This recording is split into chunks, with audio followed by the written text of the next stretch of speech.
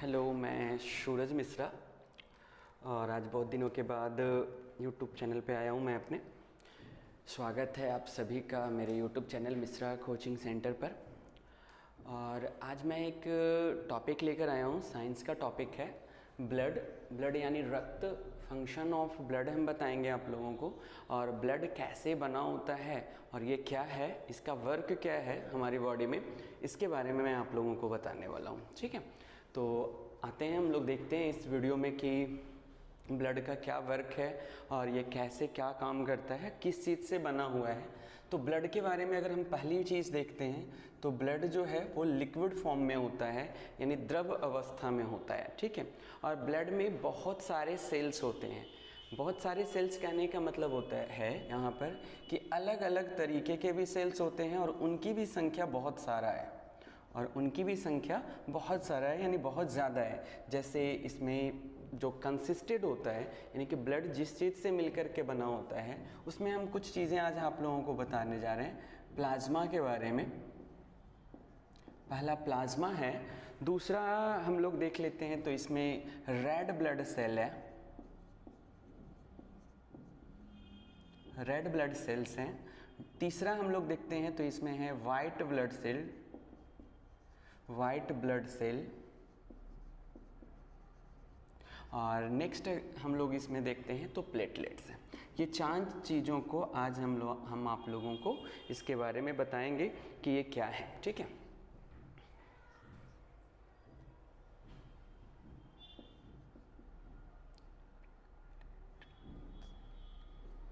ठीक है, इन 4 चीज़ों के बारे में हम आज आप लोगों को बताएंगे। ठीक है, रेड ब्लड सेल को लाल रक्त कणिकाएं कहते हैं या कोशिकाएं कह सकते हैं। वाइट ब्लड सेल को श्वेत रक्त कणिकाएं कहते हैं और प्लेटलेट्स को प्लेटलेट्स ही कहेंगे हिंदी में, और प्लाज्मा को प्लाज्मा भी कहेंगे।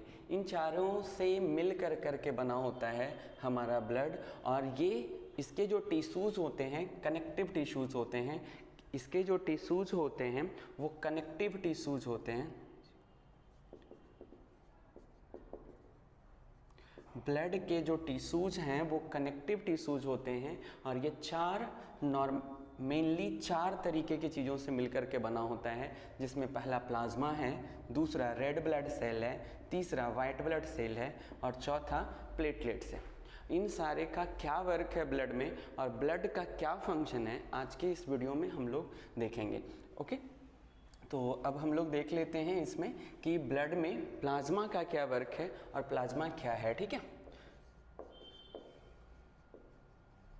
प्लाज्मा जो है वो ब्लड में अबाउट इसके जो 90% पार्ट जो है, प्लाज्मा का 90% पार्ट जो है वो क्या है, वाटर है, वाटर है। देयरफॉर हम ये कह सकते हैं कि वो ईजिली फ्लो कर सकता है हमारी बॉडी में, ब्लड वेसल्स में ईजिली फ्लो करने का मेन रीज़न होता है कि ब्लड का में जो प्लाज्मा है वो जो है 90% किस चीज़ से मिलकर के बना होता है, तो वाटर से मिलकर के बना होता है, जिसमें बहुत सारे डिसॉल्विंग सब्सटेंस होते हैं जो वाटर में डिसॉल्व हो जाते हैं। वैसे सब्सटेंस होते हैं जिसमें हम लोग कह सकते हैं इसमें हार्मोन्स होता है, बेस्ट मटेरियल्स भी हम कह सकते हैं, बेस्ट प्रोडक्ट्स भी होता है, क्योंकि इसमें सेल्स हैं तो ये सेल्स के बेस्ट प्रोडक्ट्स को भी क्या करता है, फ्लो करने का काम करता है। नेक्स्ट इसमें प्रोटीन है, डाइजेस्टेड फूड आइटम्स जितने भी है, कार्बोहाइड्रेट्स है, फैट्स है, सारे को ये फ्लो करने का काम करता है पूरे ब्लड में।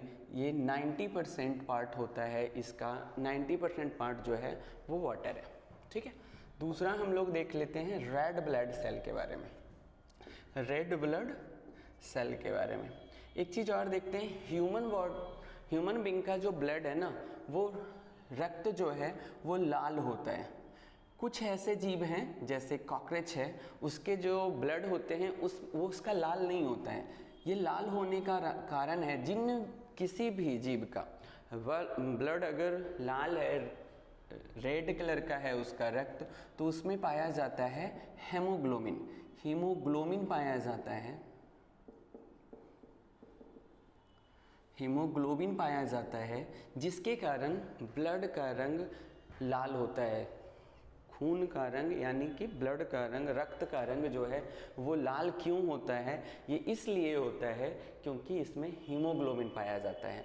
अभी हम लोग देखेंगे कि हीमोग्लोबिन कहाँ पाया जाता है। तो हीमोग्लोबिन पाया जाता है रेड ब्लड सेल में। रेड ब्लड सेल में हीमोग्लोबिन की मात्रा ज़्यादा होने के कारण, हीमोग्लोबिन की मात्रा ज़्यादा होने के कारण इसका रंग जो है वो लाल रंग का होता है। और हीमोग्लोबिन का वर्क है कैरी करना, यानी कि ये हमारी पूरी बॉडी ऑर्गन से जहाँ जहाँ ब्लड वेसल्स हैं वहाँ से ये कैरी करता है ऑक्सीजन को और CO2 को। ऑक्सीजन और CO2 को कैरी करता है।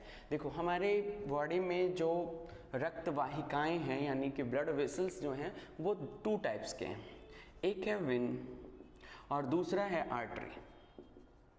एक में प्योर ब्लड सप्लाई करता है और एक में इम्प्योर ब्लड सप्लाई करता है और दूसरे में प्योर ब्लड सप्लाई करता है। प्योर ब्लड और इम्प्योर ब्लड का मतलब हो रहा है कि अगर ब्लड में यानी कि रक्त में ऑक्सीजन है तो वो शुद्ध है और ऑक्सीजन नहीं है तो वो अशुद्ध है। समझ में आ गया? तो आर्टरी जो है इसमें शुद्ध रक्त बहता है यानी कि प्योर ब्लड बहता है और इम्प्योर ब्लड जो है वो यानी कहने का मतलब अशुद्ध रक्त बहता है वेन में। ठीक है, यहाँ तक समझ में आ गया। लेकिन हम रक्त को पढ़ रहे हैं, रक्त में क्या है? हीमोग्लोबिन है। ब्लड में क्या है? हीमोग्लोबिन है। हीमोग्लोबिन का काम क्या करता है? ये ऑक्सीजन को भी ढोने का काम करता है और कार्बन डाइऑक्साइड को भी ढोने का काम करेगा। इम्प्योर कहने का मतलब कि इसमें CO2 की मात्रा है, यानी कि जब अपना भोजन बनाने की प्रोसेस करते हैं माइटोकॉन्ड्रिया के थ्रू, तो वो क्या करते हैं कि ऑक्सीजन को ऑस्मोसिस प्रोसेस के थ्रू बाहर कर दे, कार्बन डाइऑक्साइड को ऑस्मोसिस प्रोसेस के थ्रू ये बाहर कर देते हैं। तो उस कार्बन डाइऑक्साइड को शरीर से बाहर करना है, तो इसे शरीर से बाहर करने के लिए ब्लड जो है वो CO2 को कैरी करके लंग्स तक ले जाता है। ठीक है, और दूसरा लंग्स से ऑक्सीजन को ये लेकर करके फिर से बॉडी ऑर्गन तक पहुंचाता है। तो इस वर्क को हम लोग कौन करता है? तो हीमोग्लोबिन करता है। और हीमोग्लोबिन कहाँ होता है? रेड ब्लड सेल में होता है। रेड ब्लड सेल क्या क्या कार्य है वो मैं समझा रहा हूँ। प्लाज्मा का मैंने समझा दिया आप लोगों को कि प्लाज्मा का 90% पार्ट जो होता है वो क्या होता है? वाटर होता है। ठीक है, 90% भाग जो है वो प्लाज्मा का क्या है? वाटर है, पानी है, जिसमें बहुत सारी चीज़ें जो डिसॉल्व हो सकता है वो उसमें डिसॉल्व्ड है, जिसमें से हमने आपको बताया कि वेस्ट प्रोडक्टेड है यानी कि बेकार चीज़ें जो हो गई वो प्रोटीन है, कार्बोहाइड्रेट है, फैट्स है। ठीक है, ये सारी चीज़ों को ये कैरी करने का काम करता है प्लाज्मा। क्लियर है लाइनिंग? यानी कि ब्लड में प्लाज्मा जो है वो कितने % है? 90% इसका पार्ट जो है वो क्या है? वाटर है। ठीक है, और ये किस चीज़ को कैरी करता है? वेस्ट प्रोडक्ट्स को। दूसरा हमने बताया क्या? प्रोटीन को। तीसरा हमने बताया क्या? कार्बोहाइड्रेट को। चौथा क्या मैंने बताया?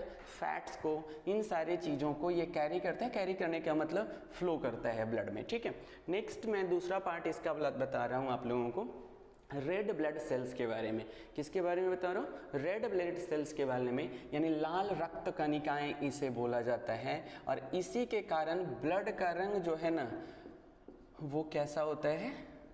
लाल रंग का होता है। लाल रंग का होने का रीज़न यह है क्योंकि इसमें जो सेल होता है वो हीमोग्लोबिन सेल होता है। हीमोग्लोबिन जो है वो आयरन से बना होता है और हीमोग्लोबिन जो है वो क्या करता है? ऑक्सीजन को कैरी करता है। किस चीज़ को कैरी करता है? ऑक्सीजन को और कार्बन डाइऑक्साइड को। अब हम थोड़ा सा इसलिए हम इस ऑर्डर पे हैं कि हमारे पूरे शरीर में 2 तरीके से रक्त बहते हैं, एक है शुद्ध रक्त और दूसरा है अशुद्ध रक्त। शुद्ध रक्त कहने का मतलब है कि उसमें ऑक्सीजन की मात्रा है। शुद्ध रक्त कहने का मतलब है कि ऑक्सीजन की मात्रा है उसमें, और अशुद्ध रक्त कहने का मतलब है कार्बन डाइऑक्साइड की मात्रा है उसमें। ठीक है, अब देखो ये शुद्ध और अशुद्ध रक्त जो है कैसे फ्लो करता है। हीमोग्लोबिन कार्बन डाइऑक्साइड को लेकर करके लंग्स तक पहुंचता है। लंग्स को हिंदी में फुफ्फुस बोलते हैं, ठीक है, लंग्स को हिंदी में फुफ्फुस बोलते हैं, वहां तक पहुंचता है और हम लोग फुफ्फुस से श्वसन प्रक्रिया के द्वारा ऑक्सीजन को लेते हैं, तो वहां पर फुफ्फुस को वह कार्बन डाइऑक्साइड दे देता है, ठीक है ना, दे देता है, कार्बन डाइऑक्साइड दे देता है हीमोग्लोबिन, और ऑक्सीजन को क्या करता है, फुफ्फुस से ले लेता है। और इस प्रक्रिया को ही हम क्या कहेंगे कि अशुद्ध रक्त का शुद्ध होना। अशुद्ध रक्त को शुद्ध करने का प्रक्रिया जो है वो कौन करता है, फुफ्फुस करता है, जिसे साइंस के लैंग्वेज में पुल्मोनरी कहा जाता है और इंग्लिश में इसे लंग्स भी कहते हैं और फुफ्फुस के नाम से जाना जाता है।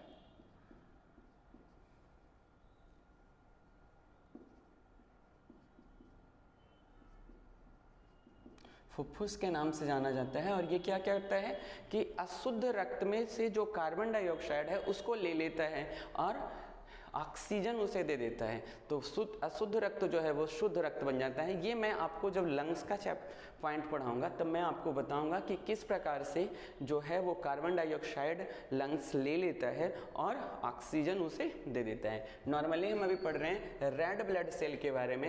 रेड ब्लड सेल में हेमोग्लोबिन होता है और हेमोग्लोबिन का काम है ऑक्सीजन और कार्बन डाइऑक्साइड को क्या करना, कैरी करना, ढोना, ठीक है। और एक चीज अब देखते हैं, रेड ब्लड सेल जो बना होता है इसमें न्यूक्लियस नहीं होता है। रेड ब्लड सेल में क्या नहीं होता है, न्यूक्लियस नहीं होता है। न्यूक्लियस जो है वो प्रेजेंट नहीं होगा। न्यूक्ली सिंगुलर फॉर्म है, न्यूक्लियस जो है प्लूरल फॉर्म है, न्यूक्ली प्रेजेंट नहीं होता है, जिसके कारण इसकी लाइफ जो है ना वो ज़्यादा लंबी नहीं होती है, यानी कि इसकी मैक्सिमम जो लाइफ होती है 4 मंथ्स की होती है। बहुत बार पेपरों में पूछा है कि आरबीसी की लाइफ कितनी होती है, ठीक है, आरबीसी की लाइफ कितनी होती है, 120 दिन होती है। क्यों होती है, क्योंकि इसकी कोशिकाओं में न्यूक्लियस यानी कि नाभिक नहीं होता है, न्यूक्लियस यानी कि नाभिक नहीं होता है, जिसके कारण इसका जो लाइफ है वो 120 दिनों का ही होता है। समझ में आ गया। लेकिन एक चीज़ और इसका फ़ायदा है, अगर न्यूक्लियस नहीं है तो ये बहुत ही जल्दी क्रिएट भी होता है, यानी प्रोडक्ट भी होता है, फॉर्म भी होता है। समझ में आ गया। यानी कि अब एक एग्जाम्पल ले लेते हैं, जितना एक दिन में हमारे शरीर में रेड ब्लड सेल डेथ करता है उसका 4 गुना टाइम्स यानी 4 टाइम्स जो है रेड ब्लड सेल बन भी जाता है, जिसके कारण हमें किसी भी प्रकार का कोई दिक्कत नहीं होता है। हमारे शरीर में मैं जो बोल रहा हूँ उसको ध्यान से देखना है। रेड ब्लड सेल में हेमोग्लोबिन होता है जो ऑक्सीजन और कार्बन डाइऑक्साइड को कैरी करता है। दूसरा हमने बताया कि न्यूक्लियस इसमें नहीं होता है, जिसके कारण इसकी लाइफ जो है बहुत छोटी होती है, मात्र 120 दिनों का ही होता है, ठीक है। क्यों होता है, क्योंकि इसमें नाभिक नहीं है, न्यूक्लियस नहीं है। नेक्स्ट हमने बताया कि ये जितना डेथ करता है प्रत्येक दिन उससे लगभग 4 गुना ज़्यादा ये प्रोड्यूस भी हो जाता है। 4 गुना ज़्यादा क्या हो जाता है, प्रोड्यूस भी हो जाता है, ठीक है। देखो अब ये प्रोड्यूस कहाँ होता है और डेथ होने के बाद कहाँ जाएगा, यानी कि जब जहाँ से ये जन्म ले रहा है तो इसे बोन मैरो से, कहाँ से लेता है ये जन्म, बोन मैरो में, बोन मैरो में अस्थि मज्जा इसे हिंदी में बोला जाता है। क्या बोला जाता है, अस्थि मज्जा बोला जाता है। तो ब्लड में आरबीसी का जो जन्म होता है वो कहाँ होता है, अस्थि मज्जा में होता है। कहाँ बनता है, आरबीसी कहाँ बनता है, अस्थि मज्जा में। लेकिन मैं साथ में एक चीज़ और बता रहा हूँ कि ये 120 दिन में क्या हो जाता है, डेथ कर जाता है। तो डेथ करने के बाद कहाँ चला जाएगा, तो डेथ यानी ग्रेवयार्ड, ग्रेवयार्ड जो है यानी आरबीसी का ग्रेवयार्ड, ग्रेवयार्ड ऑफ आरबीसी जो है वो बोला जाता है स्प्लीन को। यानी कि मरने के बाद ये जहाँ इकट्ठा हो जाता है उस जगह को स्प्लीन कहते हैं। हिंदी में इसे पलीहा बोला जाता है। हिंदी में क्या कहा जाता है, पलीहा कहा जाता है। और जहाँ ये बनता है उसे क्या कहा जाता है, बोन मैरो यानी अस्थि मज्जा।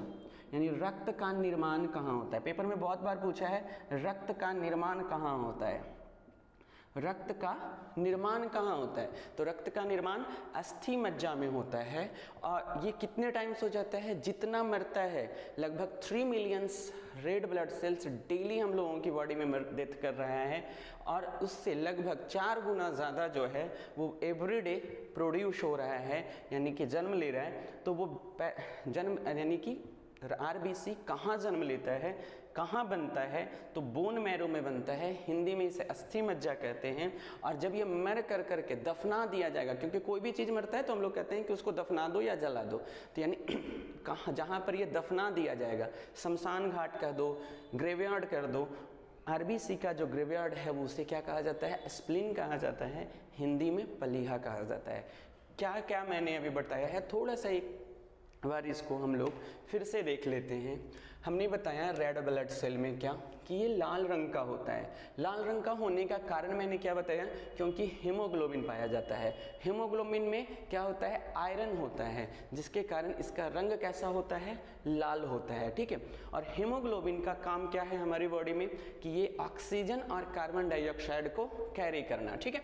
फिर हमने दूसरा क्या बताया था कि आरबीसी जो बना होता है, आरबीसी जो सेल है वो क्या है? उसमें न्यूक्लियस नहीं होता है। न्यूक्लियस नहीं होने के कारण इसकी लाइफ जो होती है छोटी होती है, मात्र 120 दिनों की होती है, ठीक है।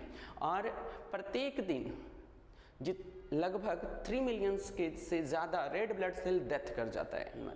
लेकिन इसका एक दूसरा भी हम लोग कहते हैं कि लगभग 4 टाइम्स ज़्यादा, जितना डेथ करता है उससे 4 टाइम्स ज़्यादा ये प्रोड्यूस भी होता रहता है। तो ये प्रोड्यूस कहाँ होता है? तो मैंने आपको बताया बोन मैरो में। प्रोड्यूस कहाँ होता है? बोन मैरो में, अस्थि मज्जा में रक्त बनता है, जिसमें लाल बल रक्त कणिका कहाँ बनता है? अस्थि मज्जा में।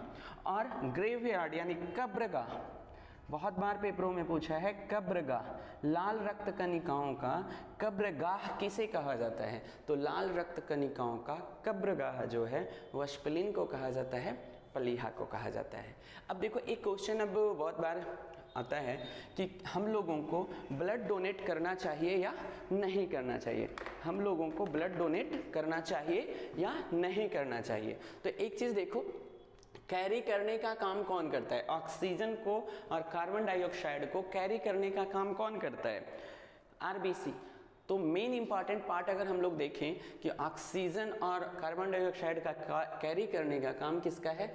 तो आरबीसी। अगर आरबीसी की संख्या बहुत ज़्यादा हमारे ब्लड में कम जाए तो भी दिक्कत होगा। कौन सी दिक्कत होगा? ऑक्सीजन सही से नहीं पहुंचेगा और बॉडी के किसी भी ऑर्गन तक ऑक्सीजन सही से फिर नहीं पहुंच पाएगा।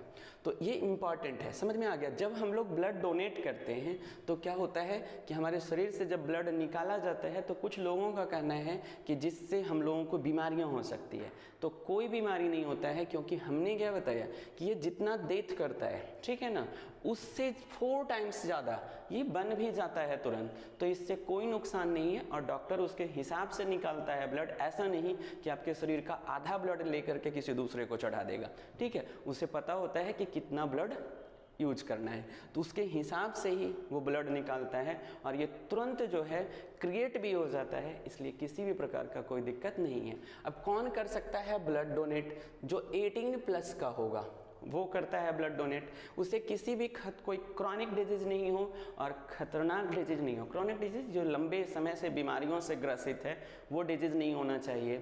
और दूसरा, उसे कोई खतरनाक बीमारी नहीं हो। खतरनाक कहने का मतलब है कैंसर का डिजीज हो या फिर आपका एड्स का हो, तो ये सारे डिजीज़ जो हैं, जेनेटिक्स डिजीज़ हो, तो इन सारे डिजीज़ अगर हैं तो ऐसे लोगों को ब्लड डोनेट नहीं करना चाहिए, ठीक है। ये सारी चीज़ें अभी मैं समझा रहा हूँ कि ब्लड बना किस चीज़ से होता है। फिर थोड़ी देर में मैं आपको बताऊंगा कि फंक्शन ऑफ ब्लड क्या है, ठीक है। एंड देयर आफ्टर हम कुछ और भी टॉपिक लेकर के रहेंगे आज के वीडियोज़ में, ठीक है। आज के वीडियो में आरबीसी तक मैंने बता दिया। आरबीसी जितना डेथ करता है उससे 4 टाइम्स ज़्यादा ये क्या हो जाता है? क्रिएट हो जाता है। इसके कारण कोई भी दिक्कत नहीं है ब्लड डोनेशन के टाइम में। एक चीज़ और हम लोग थोड़ा देखते हैं कि मेल में ब्लड कितना होता है और फीमेल में ब्लड कितना होता है। मेल में ब्लड जो है वो 5.6 लीटर तक होता है। कितना लीटर होना चाहिए? 5.6 लीटर। एक स्वस्थ पुरुष जो 18 वर्ष का उम्र क्रॉस कर चुका है उसके शरीर में 5.6 लीटर तक ब्लड होना चाहिए। और फीमेल में कितना होता है? 5 लीटर तक होता है। कितना होता है? 5 लीटर तक। तो गौर कीजिएगा, फीमेल जल्दी ब्लड डोनेट नहीं करती हैं, फीमेल से ब्लड डोनेट नहीं लिया जाता है क्योंकि इसमें थोड़ा ज़्यादा है। एक चीज़ और है, अगर इसकी मात्रा 5 लीटर से कम होगी तब हमें बीमारियां होना शुरू हो जाएगा। क्यों होगा बीमारियां? इसके बहुत सारे रीज़न हैं। क्योंकि रेड ब्लड सेल भी कम हो जाएगा, इसमें नेक्स्ट पाया जाने वाला WBC वो भी कम हो जाएगा। अभी WBC के बारे में भी आप लोगों को मैं बताने वाला हूँ, वो कम जाएगा, प्लाज्मा कम जाएगा, प्लेटलेट्स कम जाएगा, तो बहुत सारी बीमारियाँ हो सकती हैं। यानी कि ब्लड हमारी बॉडी में कितना होना चाहिए? मिनिमम 5 लीटर्स होना चाहिए। तो उसी हिसाब से डॉक्टर जो है उसे निकाल कर करके यूज करता है। फीमेल को ब्लड डोनेट करने के लिए नहीं कहा जाता है क्योंकि उसमें पहले से ही ब्लड कम होता है। आई थिंक यहाँ तक समझ में आ रहा होगा आप लोगों को कि हमारा ब्लड जो है वो किस तरीके से बना हुआ है, ठीक है। और इसमें हमने अभी जो बताया है, पहला बताया प्लाज्मा और दूसरा बताया है किस चीज़ के बारे में? RBC के बारे में। जिसे स्क्रीनशॉट लेना है वो स्क्रीनशॉट ले लो, और ठीक है।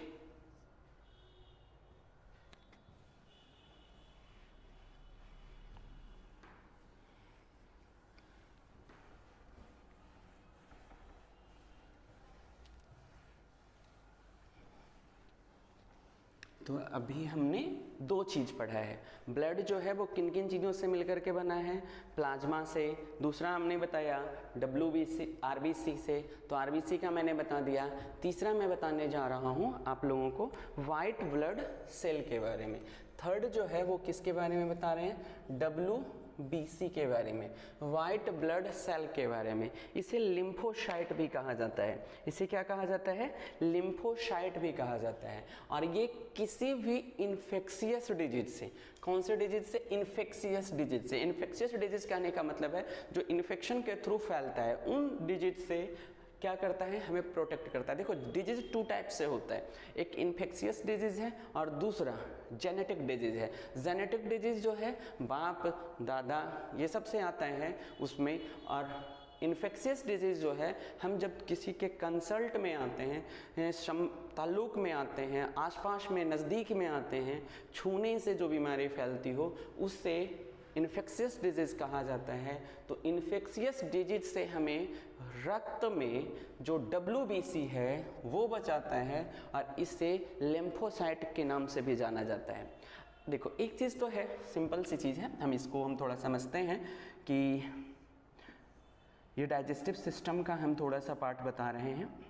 अगर हमने कोई चीज़ खा लिया, ठीक है, और उसमें जर्म्स हो यानी माइक्रोब्स हो, बैक्टीरिया वगैरह हो, तो जैसे ही स्टमच वाले पार्ट में आता है तो यहाँ पर हाई कंसंट्रेटेड HCl प्रोड्यूस होता रहता है स्टमच के वॉल से, ठीक है ना। हाई कंसंट्रेटेड HCl हाइड्रोक्लोरिक अम्ल प्रोड्यूस होते रहता है, जिसके कारण पहले ही ये जर्म्स जो है यहाँ पर डेथ कर जाएगा, ठीक है।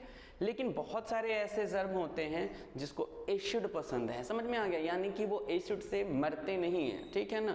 तो वो क्या होंगे कि वो आगे बढ़ जाएंगे, समझ में आ गया। आगे बढ़ेगा तो यहाँ से हमारे लीवर से क्या आ रहा है? बाइल जूस आ रहा है। बाइल जूस जो है वो बेस सॉल्यूशन होता है, तो बेस में उस कीड़े का डेथ हो जाएगा, यानी वो जर्म डेथ कर जाएगा, ठीक है ना।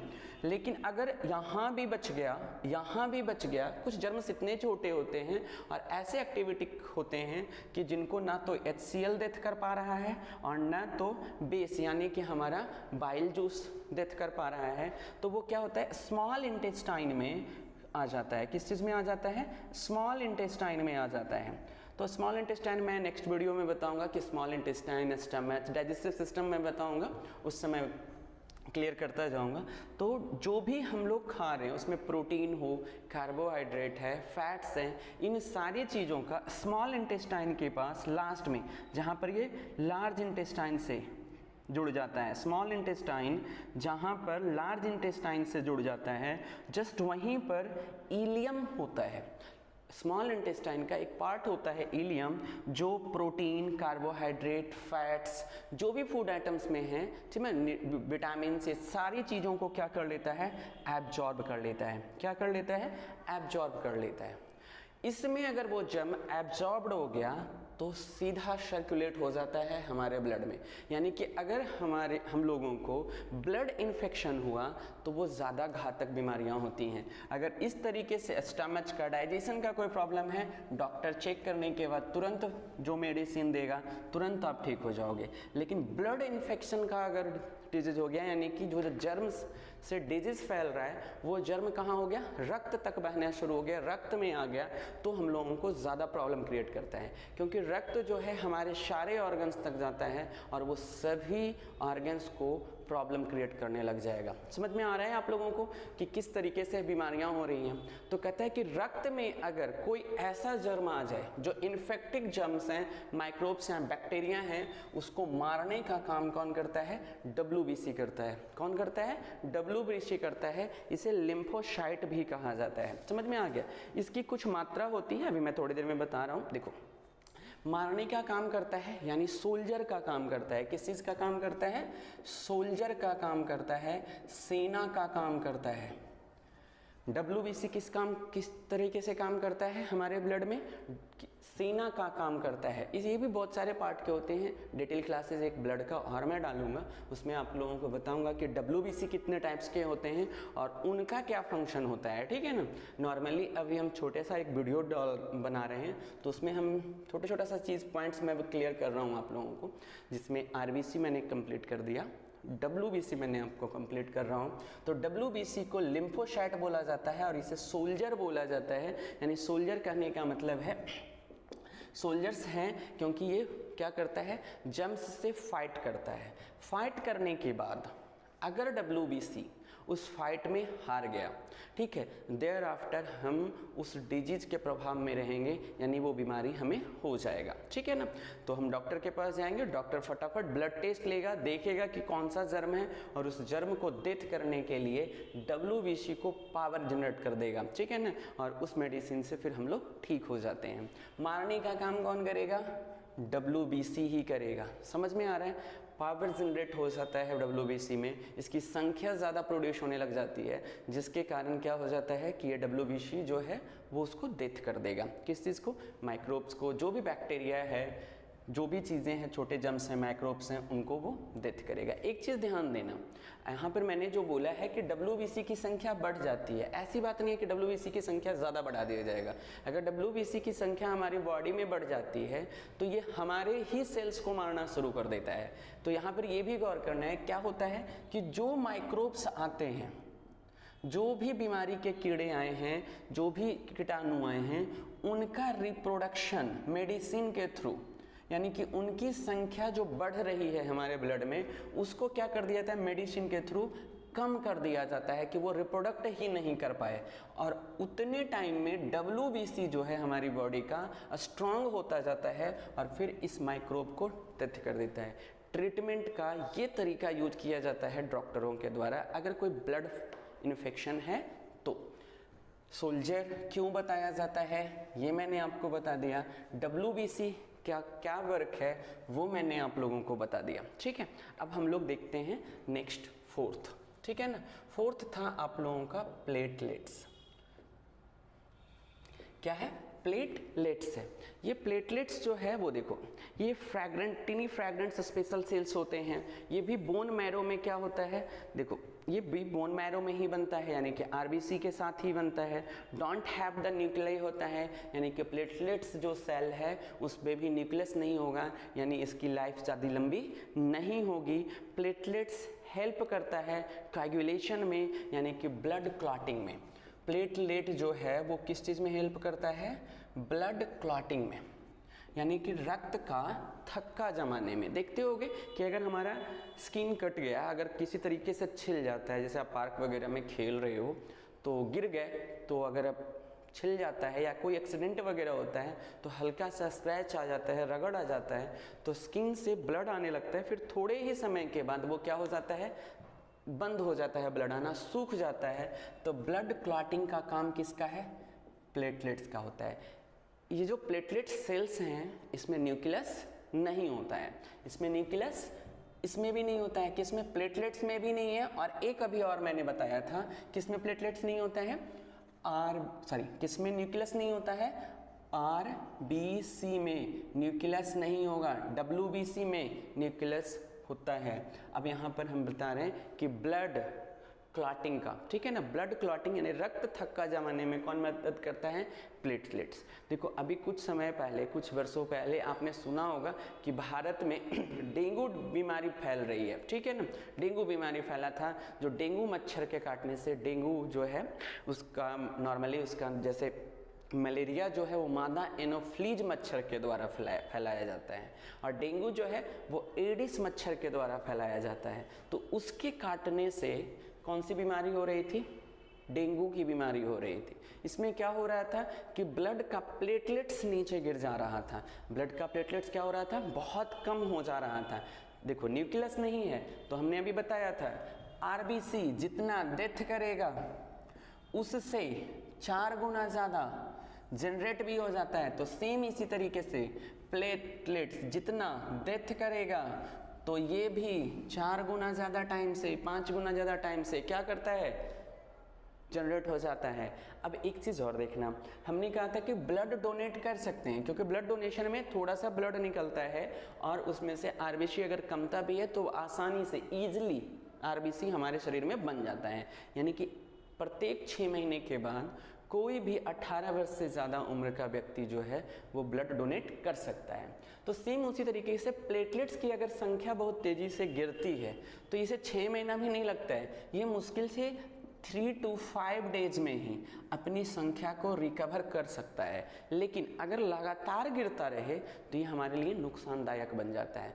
तो डॉक्टर क्या करता है कि बहुत आसानी से इसकी चेकअप करता है, ब्लड टेस्ट लेता है और उसके बाद प्लेटलेट्स जो गिर रहा है उसको, प्लेटलेट्स की संख्या जो नीचे जा रही है उसको नीचे नहीं जाने के मेडिसिन दे देता है। आजकल बहुत सारे आयुर्वेदिक वगैरह भी दवाइयाँ हैं, जैसे बहुत सारा हमारे देश में ये चीज़ फैला था कि बकरी के दूध पीने से प्लेटलेट्स बढ़ जाता है, या फिर आपका पपीते का पत्ता खाने से बढ़ जाता है। तो ये सब कुछ आयुर्वेदिक स्टेटमेंट्स थे। इन सारी चीज़ों से प्लस कहा जा रहा था कि अगर हमने नारियल का पानी पीना शुरू कर दिया तो प्लेटलेट्स बढ़ जाता है।